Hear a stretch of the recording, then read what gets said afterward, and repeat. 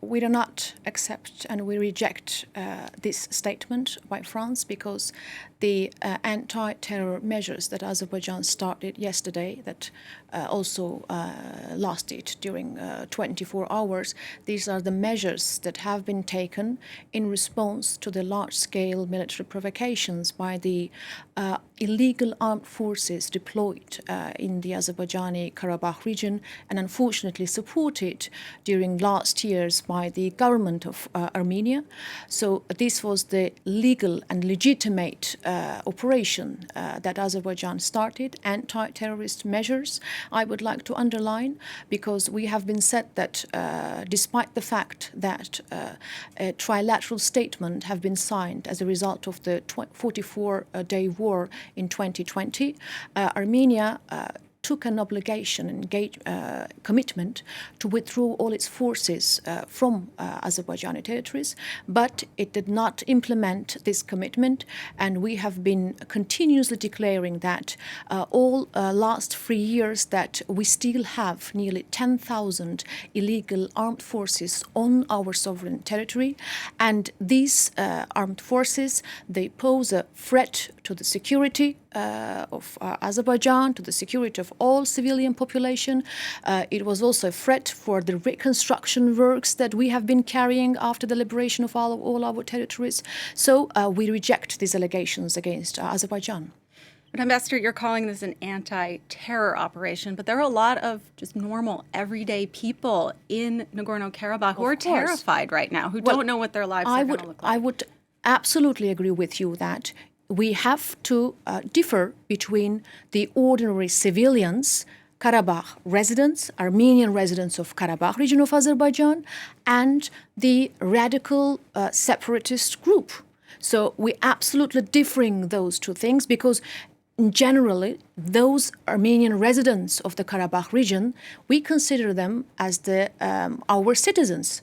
And even it has been declared at the highest level by the president of Azerbaijan that we consider them as the citizens of Azerbaijan.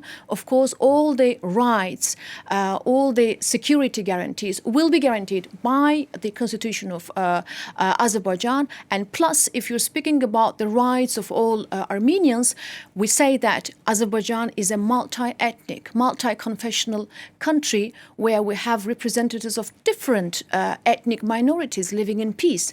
And of course, we also have Armenians living on Azerbaijani territory. Even before the conflict of 2020, we had 30,000 Armenians living in Azerbaijan. And currently, there is an exaggeration about the population in the Karabakh. If they say it's 120,000, but in reality, maximum it's 60,000 people, and 10,000 among them are those illegal Armenian forces. And of course, we are... It's still a lot of people to be It's still a lot of about people, their future, of course. and their children. It's Azerbaijan and the constitution, the laws of Azerbaijan will guarantee all the rights of these people. And unfortunately, these people have been hostage in the hands of these illegal radical separatists. But how can they know that their security is guaranteed? Like, what kind of guarantees can you give them? Well, that is why we have proposed already from the start of this year to have a dialogue between the Armenian residents of Karabakh and the central authorities of Azerbaijan. This year, we already had once a meeting took place, but after all, the 2 times the proposals, the invitation of Azerbaijan have been rejected. We are for the dialogue. We are for the discussion of all these issues, and it's a good news that it is already a couple of hours ago, we had the meeting, a dialogue between the representatives of the Armenian residents of Karabakh and central authorities of Azerbaijan, special envoy of the president, and it was quite a constructive meeting. I want to ask you, you know as well as I do that local Armenians in Nagorno-Karabakh, they do not trust, whether you agree or not, they do not trust the authorities in Baku. They do not trust Ilham Aliyev when he says again and again that he will safeguard their rights. They simply don't trust.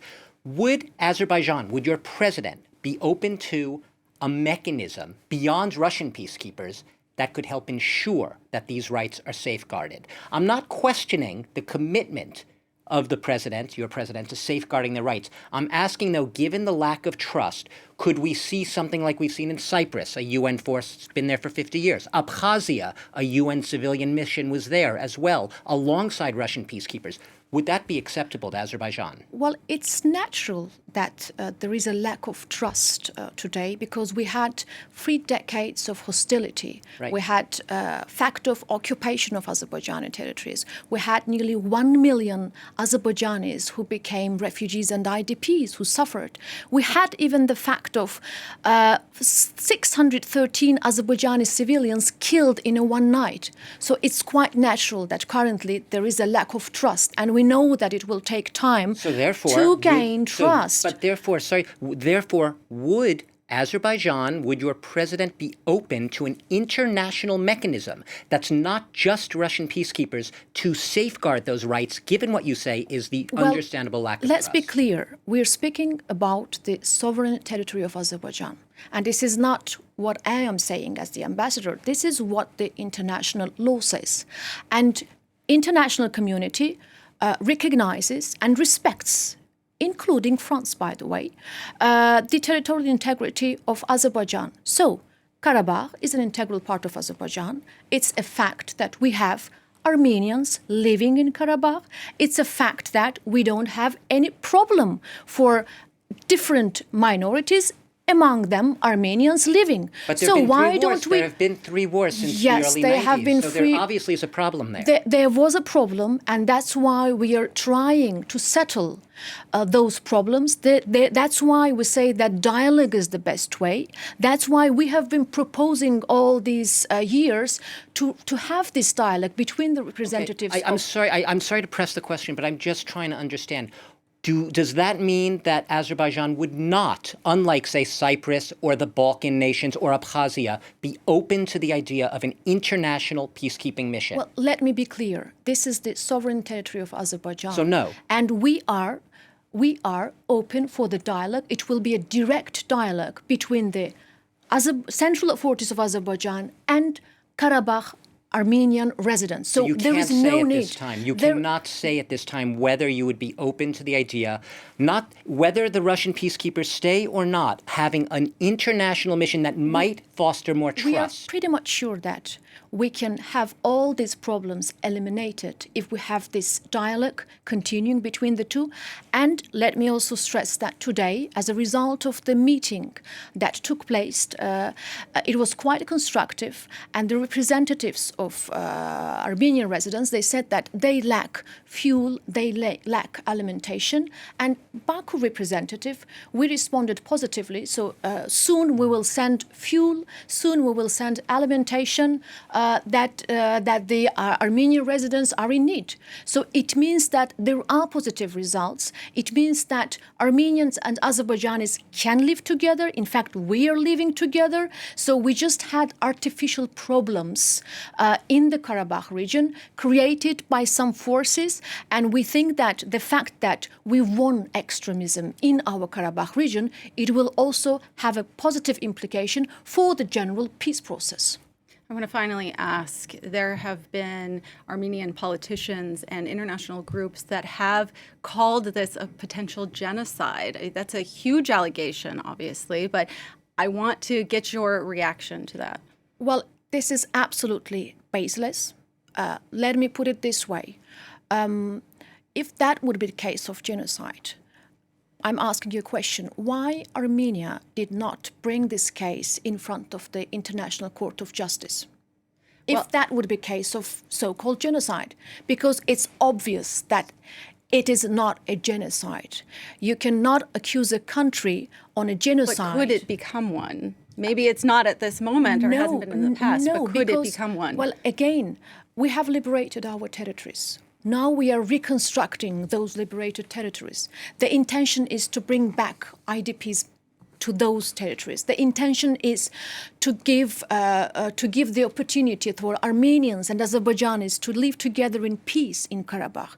We declared that we consider them as the citizens of Azerbaijan, and the constitution will guarantee all the rights. We are interested in peace and normalization. So why do you think that in this case Azerbaijan should be interested in a so-called genocide?